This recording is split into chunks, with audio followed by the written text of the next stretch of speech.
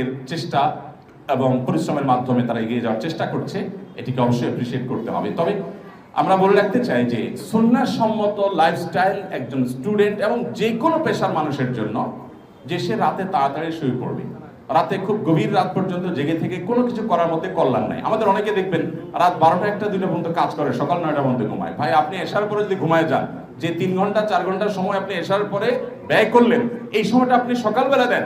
কেন সকালবেলা দিবেন? কারণ নবী করিম সাল্লাল্লাহু আলাইহি ওয়াসাল্লাম দোয়া করেছেন, আল্লাহুম্মা বারিক লি উম্মতি ফি বুকুরিহা, আল্লাহ ওর উম্মতের জন্য সকালের সময়টাতে বারাকা দান করেন।